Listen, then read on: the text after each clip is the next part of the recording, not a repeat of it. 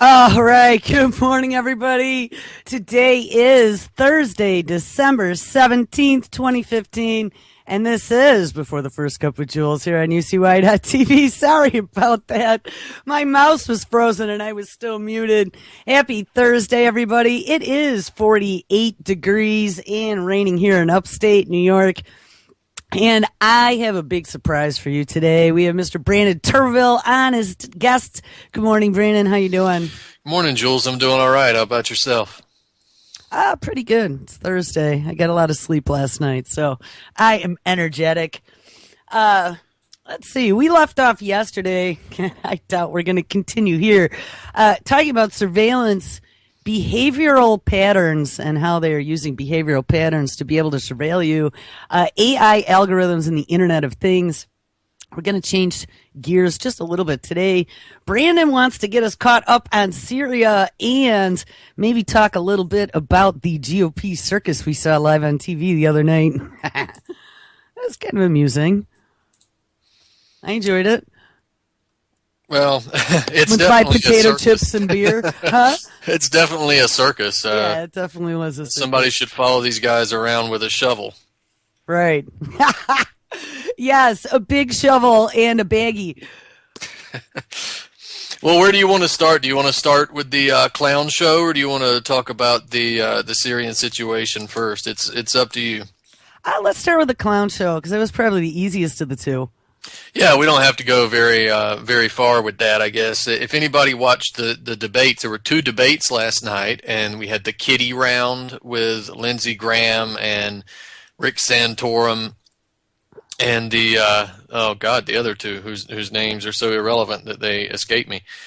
But the only interesting thing regarding that was the fact that Lindsey Graham appeared to be drunk or highly emotional or something. A lot of people have commented on that at his appearance. The guy looked like he was about to break into tears on a couple of different occasions, and that's not his usual demeanor, to say the least. But maybe he was just extraordinarily emotional last night. But then we get to the adult round of the GOP debate, and this is a question of, do you want war, more war, World War III, or just thermonuclear incineration? And that's the question.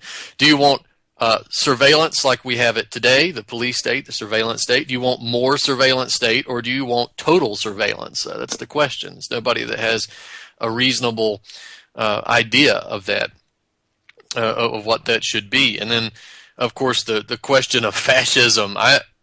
This might be heresy, unfortunately, now in the alternative media. But anybody who can't see that Donald Trump is a flaming fascist, I think that's something that needs to be examined. The guy is 100% a fascist, and I think that the alternative media, so much of the alternative media, is on this Trump bandwagon. That's a shame, because this is the kind of stuff that we were supposed to be fighting after 9/11. And now the alt media is supporting him. Well, and I mean, I've been watching this very carefully, and I have to tell you, there are some parts of me that do like Trump, and I'm sure that a lot of America feels the same way because, hey, he was on reality TV, right? But I have to tell you that some of and on the other hand, him coming out and calling out the establishment is beautiful. But when we are talking about taking away civil liberties and surveilling, and hey, I mean, even said, don't worry about it, we won't be surveilling you, just the bad guys. Well, just about everybody's on a list now. You, me, anybody who opens their mouth is on some sort of insurgency list. You know what I mean? I mean, he really took it and pushed it completely over the border within the last few weeks. Well, let's ban people just because they dress differently from us. I mean, I don't disagree that we probably need some better, vetting for all kinds of things, right? I mean, we've seen time and time again, our federal government is completely incompetent when it comes to anything. But on the other hand, you don't go banning people. I don't know. I'm very torn because every other candidate on that stage, except for Rand Paul, though we've even had Rand Paul stand up in favor of drone bombing. Remember that? After his drone bomb, filibuster. And Yeah, then he yeah, and then kind he of agreed supported with drone it bombing. later. Yeah, and but that's the thing, though. I mean, this idea. I don't think that the federal government's necessarily incompetent. This is the question. Vetting, yeah, sure. I don't have a problem with shutting down the border. I don't support a wall because I think that's actually more to keep us in than to keep them out. But shutting down the border, stopping millions and millions of illegal immigrants coming across the border, I'm fine with that, and I'm also fine with deporting people who have been here illegally because, well, they're here illegally and they should be deported. That's not what he's talking about, though. We're talking about having a religious test for people coming into the country. And again, I'd even be fine with saying no immigration. Period. We've had enough for the next 5 years or something. I think that's reasonable enough considering what we've allowed to happen. But you can't have a religious test to Right. have people come into the country. That's just not how we do things, and I think that would run into many constitutional constraints. Also, this guy wants to have, he's mentioned surveillance of mosques. And again, after 9/11, this was talked about under the Bush administration. And the very same websites who are promoting Trump today were attacking the Bush administration for doing that after 9/11. So we've come a full 180 now being part of the system as opposed to trying to stop it. And then he even mentions registration of Muslims with the government. I guess maybe he pulled back a little bit on that, but he supported it firmly to begin with, the registration of Muslims. Well, now we're getting to the point where it's not stuff that's Orwellian. It's not stuff that's kind of like what Hitler did. That's exactly what Hitler did. Yeah. And again, I want to shame the alternative media for any sites that are supporting that stuff. And then, of course, we also have this question of shutting down the internet. Yes, yes. I talked So about that one yesterday. I mean, come on. And did you see even John McAfee came out and said that that's ridiculous? yeah, exactly. I mean, now my record is clear on Hillary Clinton, right? I've got a book on that, the difference it makes. 36 reasons Hillary Clinton should never be president. It's free. People can get it, and she should never be president. But I wonder what the reaction would have been on some of these sites if Hillary Clinton had said those exact same words. It would have been much different. And the idea is that you should have your own principles, right? You should have your principles. You should have your own moral center. And whether it's Hillary or whether it's the Donald that says something that goes against those principles, you should be able to call them out and say, no, we don't support shutting down the internet. We don't think that internment camps are a good idea, and that sort of thing. And I just really am disgusted with these organizations and media outlets that are supporting this lunatic. And ultimately, by the way, he's going to work for the benefit of Hillary Clinton because I personally suspect that he's probably working right along with Hillary Clinton in this election. We've already had talk about the brokered convention, where the party bosses basically come in and say, well, we can't have Trump. Apparently Ben Carson was a problem, I think, because he's just simply too intellectually weak to engage in a real debate with a candidate that opposes him. And so there was a question of whether or not they should let these guys get the nomination, whether or not they should broker the convention as opposed to having it voted in, as conventions tend to be. And after that, there was a letter by Ben Carson, I think in the Washington Post. It's one of those bigger outlets where he opposed the brokered convention. Donald Trump threatened to run third party, and of course now once it got out publicly, they're all saying, no, we won't run third party. There's no brokered convention. But the very nature of a smoke-filled room is that people don't know what's happening, right? So we've got the potential for Donald Trump to run as a third party, and when he does that, the Trumpies are going to go out and vote for Trump, and split the Republican vote, and then there's Hillary. So these are the types of things you got to worry about. And I think also to point out, Trump is doing extremely well with Republicans, but Republicans aren't normal people, and neither are Democrats. You can poll high in the Democratic Party or the Republican Party and not poll high among the American people. The overwhelming majority of the American people do not identify as either party. So just because Trump is doing so well with the Republicans doesn't necessarily mean that once he gets out there in the general purview of American voters, that it's actually going to translate that way. So I think, if he does get the nomination, I think a lot of people are going to be surprised, and I think a lot of outlets are going to have a lot of egg on their face. But I just want to go on the record and say Brandon Turbeville did not fall for Donald Trump. So I hope everybody hears that. And here's the thing. The sad fact of the matter is I think it is more so now than any other election, though I don't know. I mean, every election's been pretty horrifying, but there really is nobody across the board here that I think is going to be a good candidate. I mean, maybe Rand, but doesn't poor Rand have like 1% of the electorate? Yeah, he's finished. He's down there on the Jeb Bush level. I guess Jeb. That I should mention Jeb. We can't not mention Jeb. Whoever would have thought that George Bush was the smart brother? It's just, this guy is incapable of debating or even giving a coherent speech. So we thought George was bad. Jeb is pathetic. But yeah, in the previous elections, you at least had these fringe candidates, the Ron Pauls, the Dennis Kuciniches, the Mike Gravels, or people like that you could always register a protest vote with in the primaries. But you don't even have that this time, and it's pretty clear that you look at all the Republicans and all the Democrats, and you're going to, we're in for a rough time here in America. Whoever gets the nomination and whoever gets elected, it's not going to be a pretty sight regardless. Now, what did you think of the the circus between Jeb Bush and Trump? I mean, it looked so contrived to me, and it seriously looked like it was CNN going for ratings with them with the split screen, acting like they were 6-year-olds. This has been going on. It's the attacks that Donald Trump has been throwing at Jeb Bush. I'm not really sure what that's about, other than just trying to get it, ginned up for ratings and actually promote Bush. It helps Bush more than anything else because the guy's flailing. He's not exciting. Nobody cares about him. His brother's a huge liability, even among some Republicans. But Bush is somewhat of a liability. So it tends to help Bush a little more. But the guy doesn't seem that he's within the realm of being helped because he just can't do anything right. Yeah. Carly Fiorina, I don't know what your thoughts are about her, but I was in the tech industry when she became president of HP, and I got to tell you, they hated her then. That woman is a war hawk.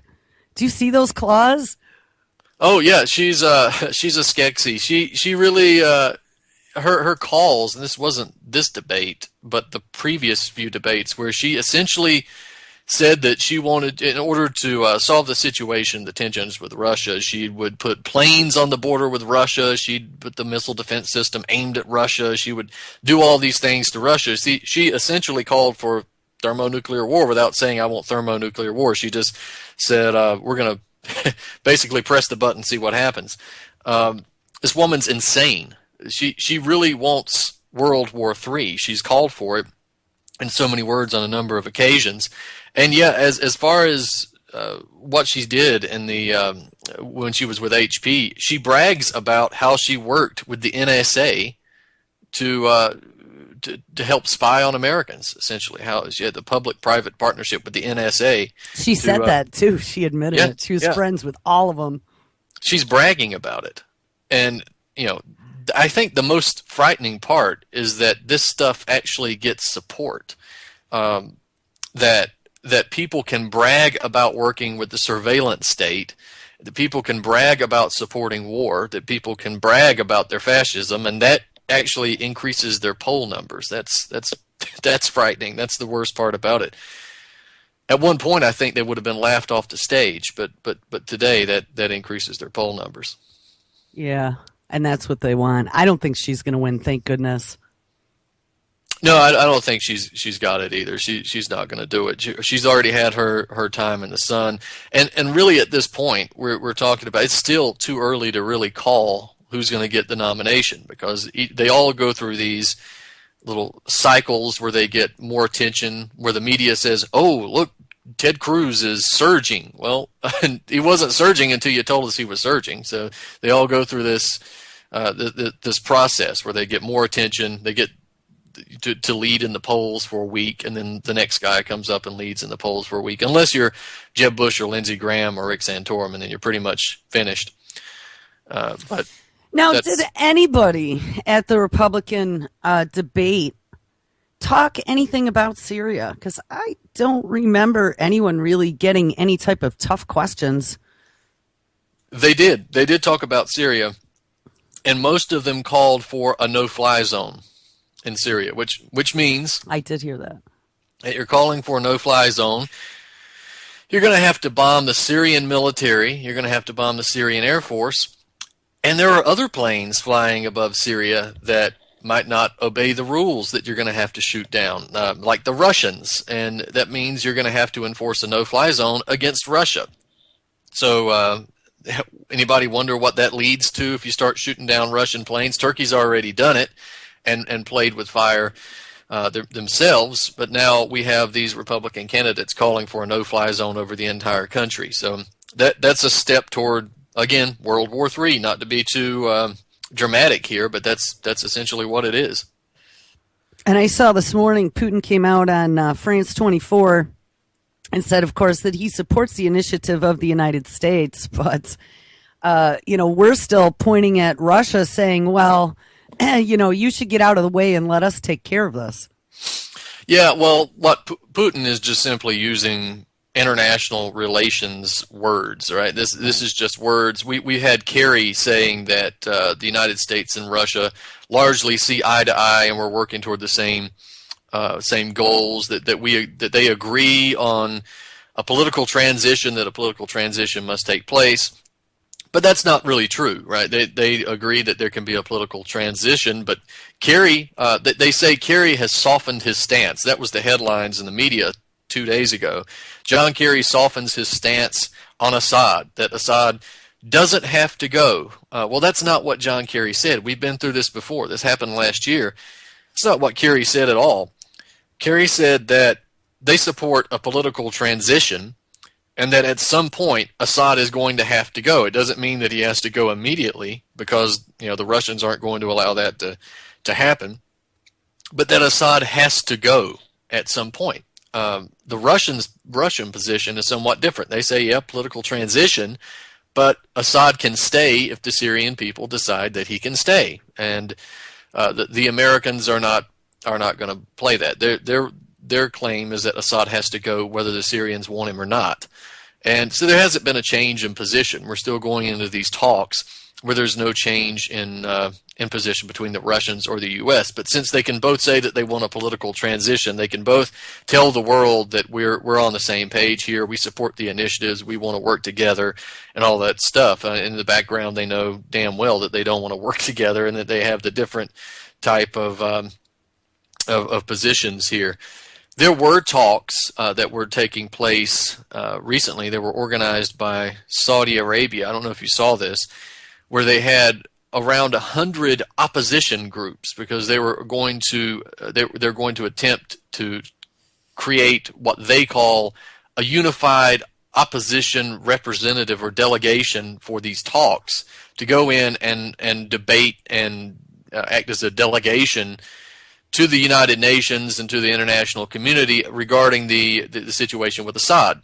And so they can have this unified front, I guess we call it a united front of terrorists who go in and argue that Assad has to go and all this kind of stuff. And it was, of course, opposition groups like Jaish al-Fatah, which is Army of Conquest. That's what it translates to mean.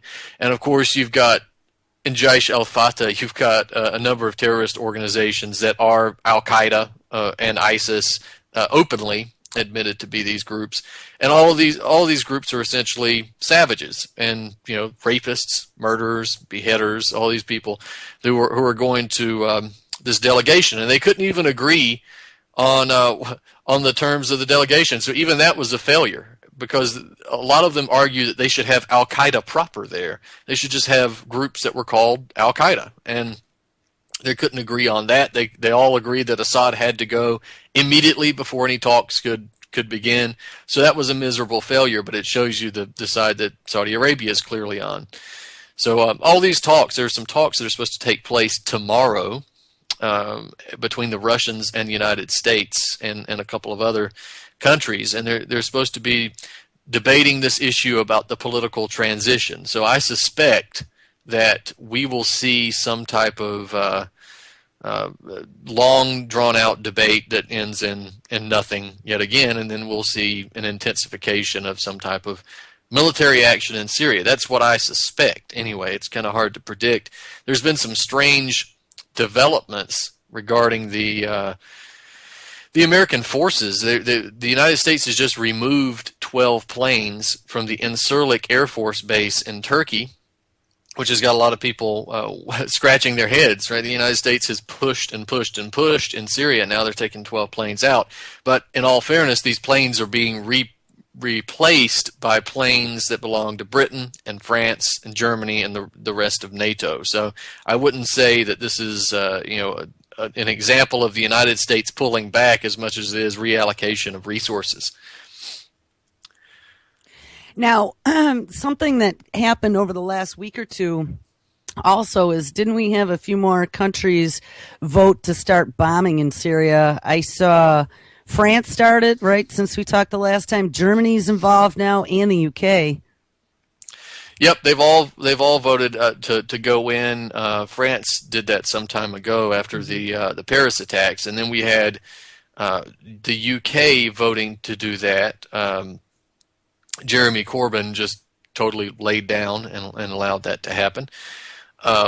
So that shows you the opposition, the spine of the opposition in England. But unfortunately, a lot of English are a lot like Americans, that they don't mind supporting warfare either. And then the Germans, they have voted to send in not only the German Air Force, but they're also sending in around, I think, about 1,000 troops to go in on a number of different capacities, humanitarian capacities, of course. There's always send the military in on humanitarian capacities, but they're voting to go in as well. Saudi Arabia and Qatar actually just suggested the possibility that they may use their troops in Syria. So that's something to bear in mind as well. But they are currently being bogged down in Yemen. They are getting their ass kicked in Yemen right now by the Houthi rebels. The Qataris sent in a lot of military equipment, not just the Air Force. They sent in troops, military equipment, armored vehicles, tanks, etc., to go in and put down the Houthis. And what happened was that the Houthis destroyed hundreds of these tanks, killed a lot of Qatari soldiers, and sent them packing. I think they even downed a few aircraft at some point. So the Qataris and the Kuwaitis and the Saudi Arabians are paper tigers, but it doesn't mean that they won't lash out at some point. We also had Turkey sending troops into Iraq. They sent a number of troops into this northwestern part of Iraq against the will of the Iraqi government. And the Iraqi government actually told them to get the troops out. They told the United States that they didn't want troops in that area. And the United States, the very next day, came out and said that they were going to send them again. They said again that they were going to send them. And Abadi, the prime minister of Iraq, once again made the statement not to send the troops. Even said that the Iraqi military would fight any foreign force that happens to land in Iraq without the permission of the Iraqi government. But we're waiting to see whether or not the American troops do get sent in, the extra American troops get sent in. But the Turkish troops are there. They are in the northwestern part of Iraq, in the Iraqi Kurdish area, right? They're supposed to be helping to train the Iraqi Kurds, the Peshmerga, the Barzani Kurds, the least trustworthy group of Kurds possible. They're there supposedly training them. So we've got all that taking place as well. Oh, that should be interesting. Now, Yemen, I just saw too. Now they have a mass migration issue happening because of all the Saudi bombing going on over there. The Saudi bombing, yeah, it's an attack on civilians. I mean, they are bombing, of course, the Houthis, but this is indiscriminate bombing. They're killing whoever they can. And speaking of Yemen, I did an article recently on the situation there. We had a number of reports coming out from a number of different media outlets in not just the Middle East, not just South America, but we've had one or two coming out in the American media. And of course, this has been reported on sometime in the past by American media that Blackwater, now known as Academy, is the private military contracting firm, had been contracted by a number of these Gulf state feudal monarchies, the GCC countries, to go in and fight the Houthis in Yemen. And recently, they had about several hundred of these soldiers. I think there were nearly 2,000 soldiers coming from Latin America, mainly Colombia and a couple of other places, that were being recruited by Blackwater. And they were trained in the United Arab Emirates to be used against the Houthis at some point. And now they're apparently there being used against the Houthis, but the Houthis killed a number of them. They killed about 15 of the mercenaries there last week. And now it's being reported in the media, right? A lot of Americans didn't know that this was happening, that Blackwater was on the ground in Yemen. But they are, and they've received a number of casualties. But they've been there for quite some time. Back in, I think, about a couple of years ago, the United Arab Emirates, that report was in the New York Times, describing how the UAE had really dispatched hundreds of Colombian mercenaries to fight in Yemen. So this is really an old story, but it's something that a lot of people didn't know about because it had scant reporting. The New York Times had the report back in November, and then I think there were a couple of reports maybe in the Washington Post, maybe, but there were very few reports about this stuff. But just to recap, essentially what happened was that Blackwater goes out and gets these mercenaries from Latin American militaries, and they pay them vastly more than they would have made as a soldier in the Latin American countries, and they bring them over to the Middle East and train them and then dispatch them at the behest of the GCC, like Saudi Arabia and United Arab Emirates and that sort of thing. And they've made a lot of inroads. A lot of the Latin American countries are actually complaining about this because Blackwater is recruiting the soldiers that they need. Colombia is complaining that they don't have the soldiers that they need now because a lot of these guys are going to places in the Middle East at the behest of these contracting firms. So that's something that needs to be looked at as well. I wonder what the extent that we know this, but what is the extent to which Blackwater is involved in this conflict and a number of others? And I saw that story the other day. I mean, it's 100% verified that Blackwater's been in there. And where else are they? You know, I've seen a few stories that we've contracted them and they're on the ground. I do believe that they're working also in Syria as well. And of course, we've got to talk about the ISIS oil. That's been on a lot of people's lips recently, the question of ISIS oil. And the reason it's been on a lot of people's lips is because it's finally getting bombed. Remember, we talked about this several months ago, and the U.S. mainstream media was pushing this line that ISIS is self-funding, right? That it gets its funding through Twitter donations, it gets its funding through extracting oil and then refining it and then shipping it out to somebody, and we just don't know who it is, right? We have surveillance that could read a license plate from outer space, but we can't see oil tankers going across the desert, and we don't know who's buying it. It's a mystery. Well, of course, we know who's buying it. It was going to Turkey, a NATO member. But so we've got all these questions, but the U.S. maintained that this was the main source of ISIS funding. They didn't know where it was going, and then the Russians get involved, and the Russians start actually bombing the oil tankers. Now, to be clear, the U.S. had exaggerated the amount of oil that was being stolen because the ISIS is not self-funding, right? It does make money from selling oil, and it does make money from wealthy jihadists who are donating money. They're called the Saudi royal family, and that's the wealthy jihadists. the Saudis, the GCC, Turkey, that's another, Israel, that's another, and of course NATO in general, particularly the United States. Those are the sources of funding for Al Qaeda and ISIS and Al Nusra and all of these groups. But they are selling oil. They do control oil fields, and they are extracting this oil, and they are sending it across the borders and taking up the proceeds from it. But now the Russians start bombing these oil tankers in the desert. Pretty soon after their bombing campaign begins, they begin taking out these oil trucks. Well, then all of a sudden, the U.S. media claims that it's bombing the oil trucks too. What a novel idea, right? They've been bombing there for over a year. Oh, maybe we should bomb the oil trucks. All this was a propaganda campaign to try and play catch up to the Russians, right? The Russians were bombing it, so the U.S. has to claim that it's bombing it too. And so what they do is they go off to these areas where the trucks are parked, ready to take off in a convoy, and they drop leaflets and tell them that you've got 45 minutes, and then there's a bombing campaign that's about to take place. So they give them a warning, and the only excuse that the U.S. military has for that is because they were scared that the drivers might be civilians and not actually ISIS, and they don't want to kill civilians. Well, that's news to a lot of civilians because we've been doing that for decades, right? Just killing civilians wantonly, never any concern for the lives of civilians anywhere else. But if they're driving trucks that belong to ISIS to help fund ISIS, then we got to make sure that they're not going to get bombed.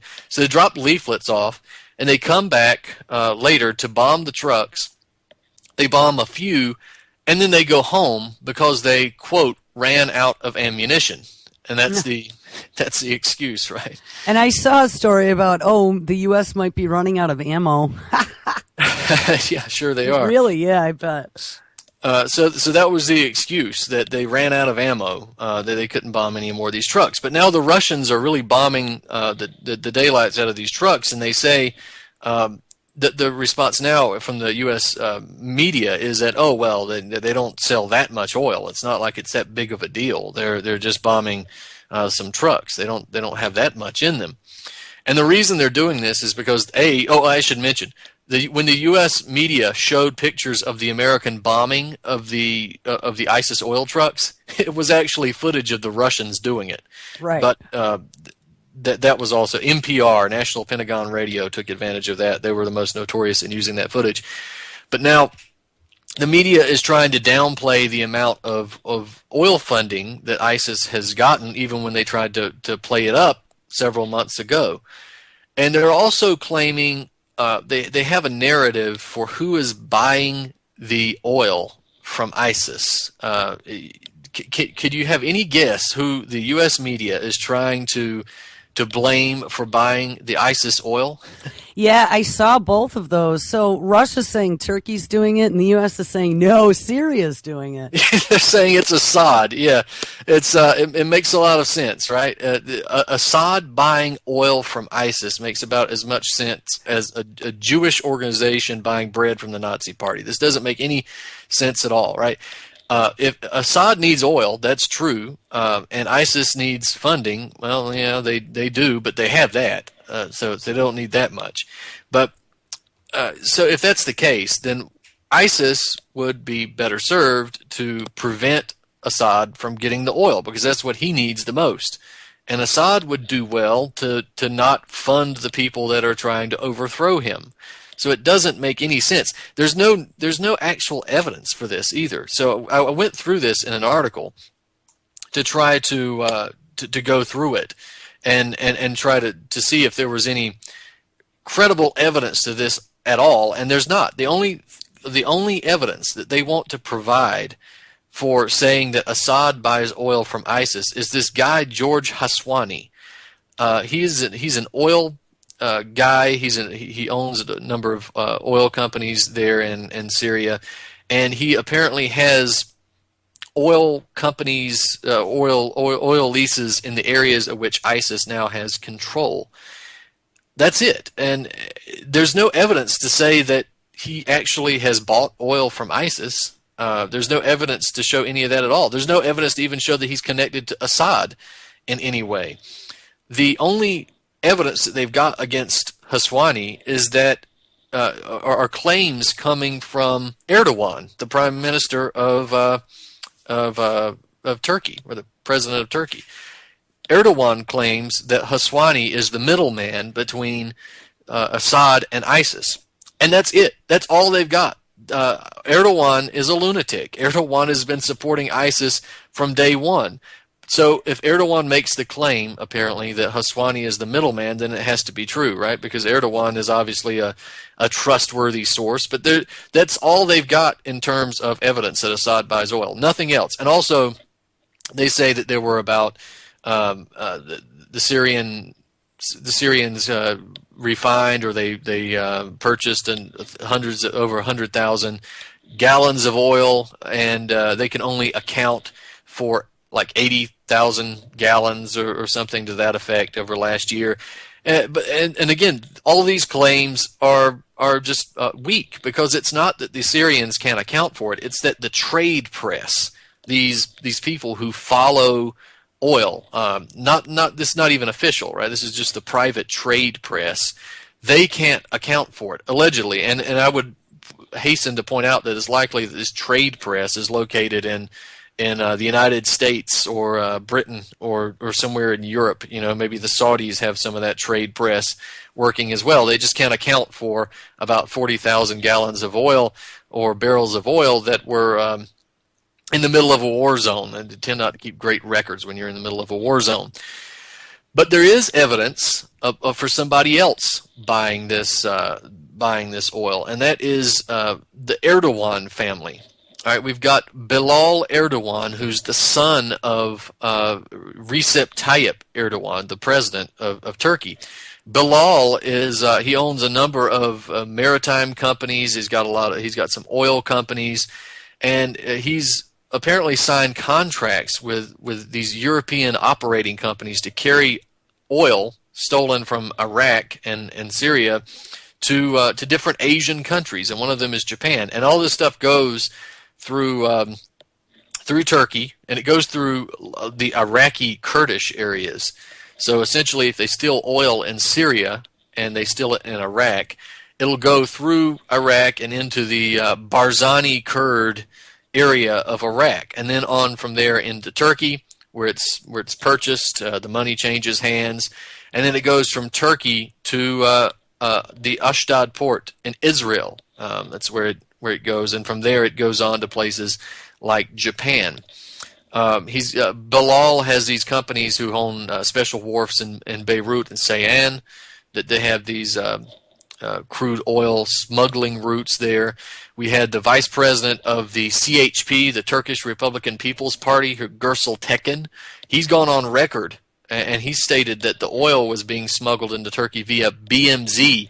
That's the shipping company that's owned by Bilal. And of course, Tekin has also pointed out that Erdogan's got close relatives holding shares in BMZ, and that they've already misused public funds and took illicit loans from Turkish banks. So that adds a little bit of an intrigue into that as well. But in my article, you've got a pretty detailed description of how these oil convoys move, and the locations from which they move, and where they end up. So it's pretty clear evidence, or at least significant evidence, for the purchase of oil from the Erdogan family in Turkey. There's no evidence that Assad is doing, none at all. But there's quite a bit of evidence that the Erdogan family is doing it. And not only is Bilal the ISIS oil minister, I guess we should say, but Erdogan's daughter, and I don't remember her first name.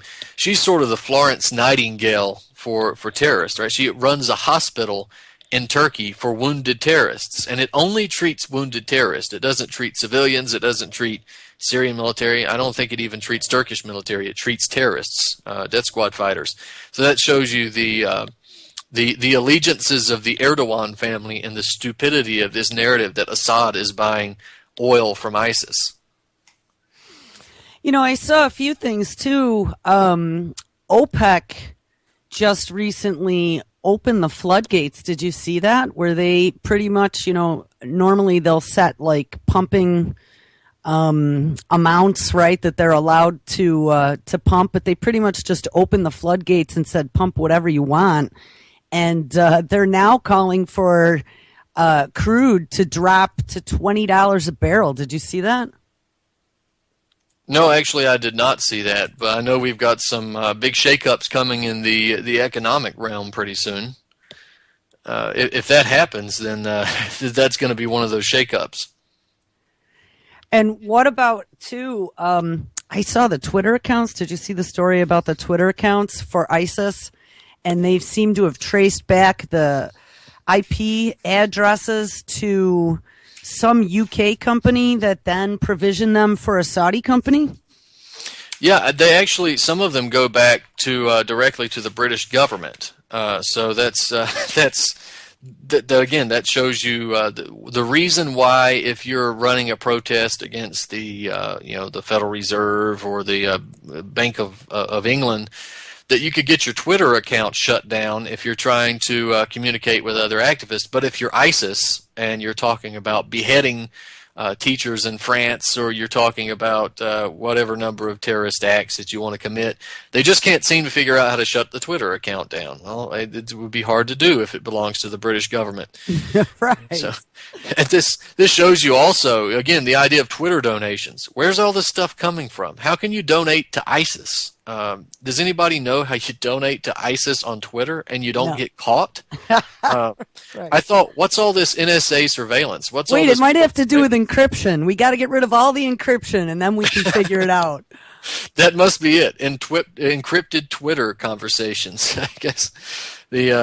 Well, elect President Trump. He'll stop that. The Chinese internet method, I guess. None at all. But so all of this is an example of how increasingly obvious it is that the U.S. government and the U.K. government are actually supporting these ISIS fighters, right? We also, I should mention too that I was on the radio a while back and I mentioned some intelligence that I was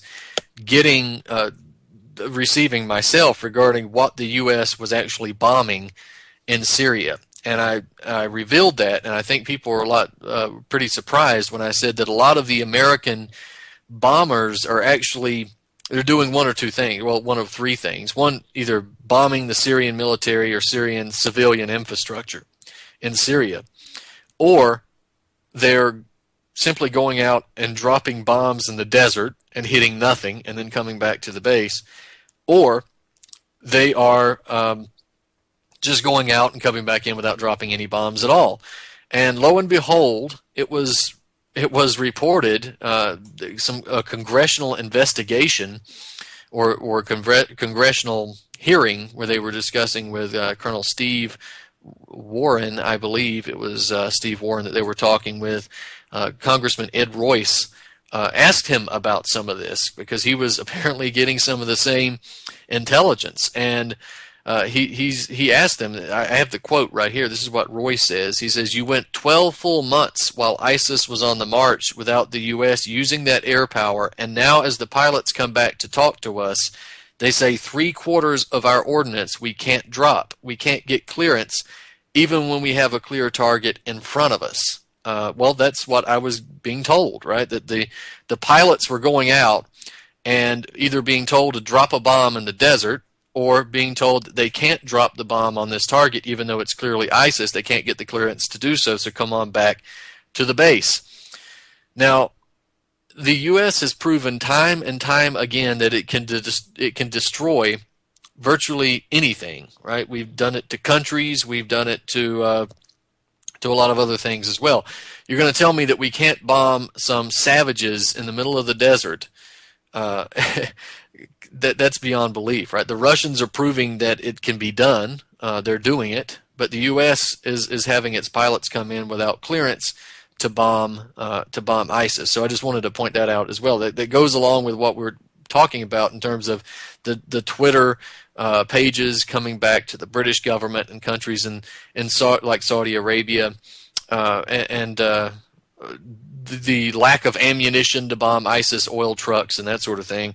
it really is a demonstration of how this ISIS narrative is nothing but a proxy army, right? It's all it is a proxy army. They don't want to destroy ISIS. They want to use it at home for domestic terrorism, or we'll just say terrorism in general, and they want to use it abroad to destroy governments that oppose the Anglo-American hegemony or desire for hegemony.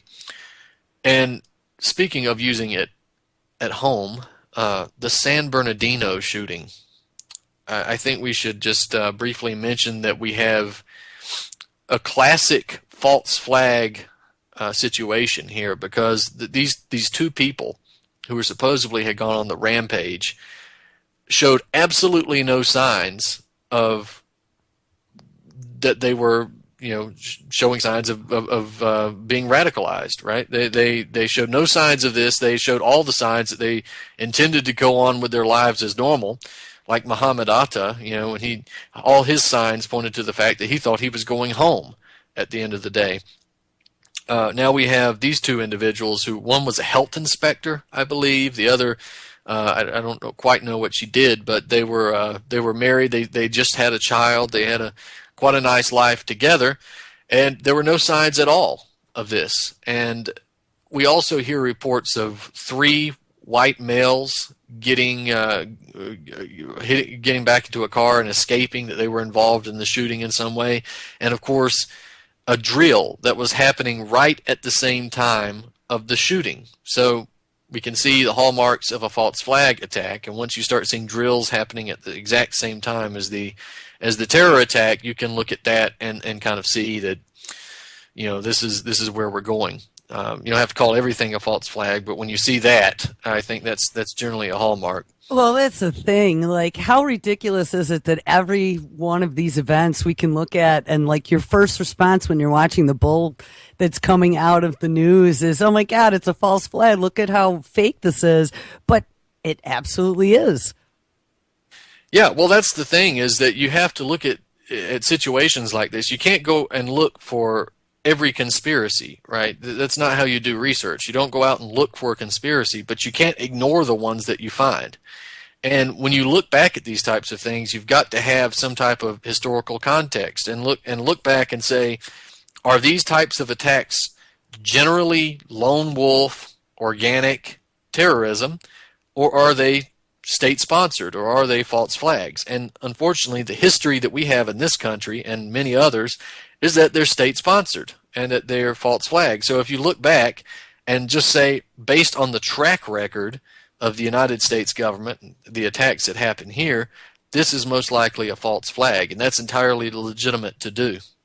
You don't owe the U.S. government or the U.S. media the benefit of the doubt anymore. At this point, you have to look at the track record, and the track record is that the attacks were generally controlled. And how interesting was it that right after that happened, the Democrats jumped all over gun control with like a newfound seethingness to rip the guns out of people's hands? I'm sure that Hillary Clinton was energized by this. She probably hooked up to some type of, terror feeding machine or something, and became more active the next day after that. I don't know, I'm just being ridiculous, but she's awful. But yeah, they all went after the guns. And if this was terrorism, what the hell good would gun control do?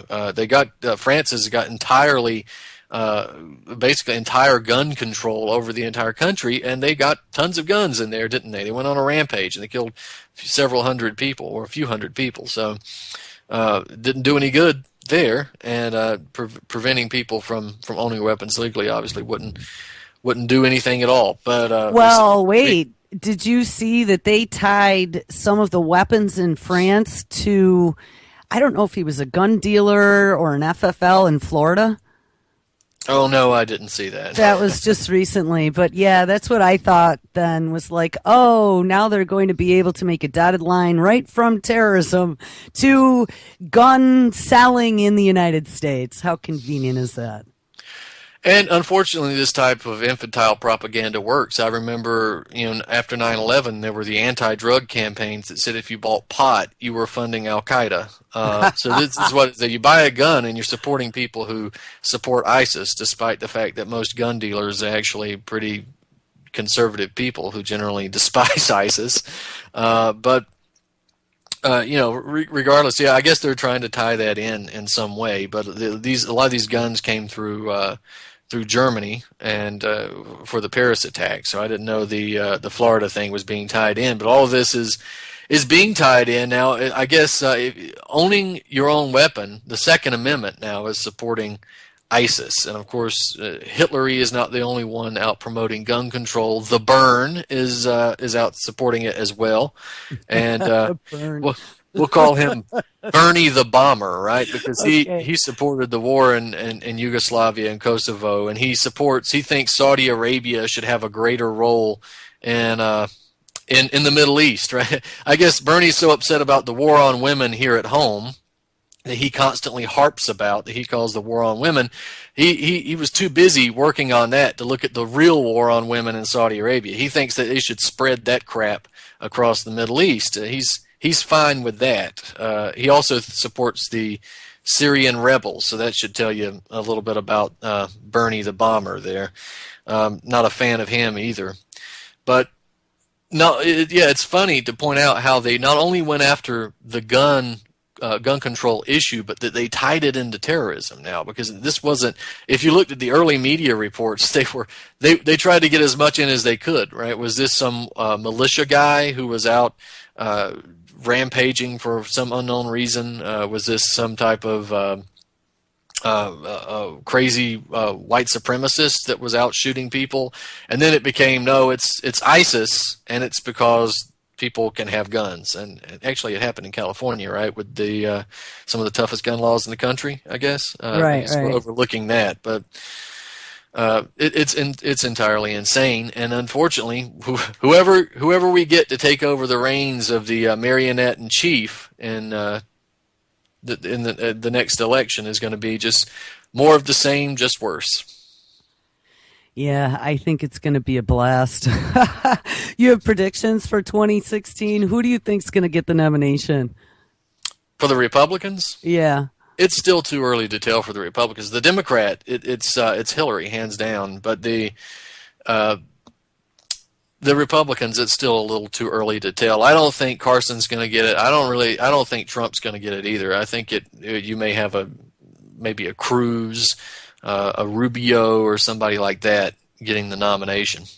Hey, did you catch that comment? Well, actually, it was a little display of Trump and Cruz being like all chummy together. And then the CNN lady asking something about Cruz being Trump's running mate. And he kind of like danced around the question. He's like, I didn't say that. But then they're kind of smiling at each other. I thought that was kind of odd. I didn't catch that. But, anytime you can bring Trump into the debate gets good ratings for for CNN or for anybody who has it on there. I mean, he's often funny, but he's a fascist. Well, his facial expressions too. It was like we were in third grade learning to do public speaking. Well, he looks like Mussolini, actually. Why, Mussolini made faces like that? He did. He did. Yeah, it was comedic. I mean, kick back with your feet up in a beer. Yeah, that's all it's good for. It's like I tell people watching the debates now, it's just like watching football, but on this you can kind of hope that somebody gets hurt and not feel guilty. Right. Well, you have a book out that I always like you to tell people about in regards to Hillary Clinton. Yeah, we have The Difference It Makes, 36 Reasons Why Hillary Clinton Should Never Be President. It's available on Amazon. It's available on my website in hard copy form. You can also get it on ebook format. And if you want to get it, if you don't have the money, you can go to my website, brandonturbeville.com, and there's a little window there on the side of the page where you can just click on it and read it for free. Just click on it, print it out, or share it around. Doesn't matter. Just get it out there and enjoy it. try to spread the word, stop this woman from ever becoming president. They should have a restraining order for her within 5 miles of the White House. It's too dangerous for national security. Yes, and what's the title? The Difference It Makes, 36 Reasons Why Hillary Clinton should never be president. I love it. So in the last minute or two, what are you working on for today? You got any good stories going on? Yeah, we'll have some stuff coming out about Syria, and hopefully in the future we may have another book project on the Syrian situation coming out as well. We don't know the date yet, but hopefully soon. Well, that's great. All right, Brandon. Well, you have a nice day off today. Yeah, thanks. You enjoy the rest of the day as well. Well, thank you very much. It's Thursday. Getting ready for the holidays. Well, don't buy anybody a gun because you'll be funding ISIS. Make sure you don't buy anybody that for Christmas. Remember to boycott Starbucks also because they only have red cups. So. Yeah, and they had cookies that were polar bears with big red bows around their necks that looked like somebody sliced their throat. They pulled those too. That's probably a good idea for that. But there's so many reasons to boycott Starbucks. That shouldn't be one of them, though. Yeah. So, all right, Brandon. Well, you have an awesome Thursday. The week is almost over. All right. Well, thanks for having me on this morning, Jules. All right. We will catch you later. All right, guys. Well, I don't know. I probably got about a minute left here, so I'm not sure what to say about all that. There was a lot of information in my head. But tomorrow, I'm probably going to do a show. I don't know. I have a lot of stuff I got to get done. And the holidays are just a few days away, and the kids' vacation starts very shortly. But if I get up and moving tomorrow, we will continue on from where we left off yesterday. Make sure you guys stick around. Mr. Kevin Blanche is live up next, and it is Thursday. So tonight at 7 p.m. Eastern, we have Ron with Game On. Hale Anthony with Behind the Woodshed at 8 p.m. Eastern. 10 o'clock, we have Chuck live at 10. And Anti-Media Radio with S.M. Gibson at 11. Everyone try to have a great Thursday. Hope you enjoyed the interview. It's always a treat when Brandon's on. And I will catch up with you tomorrow. Everyone take care.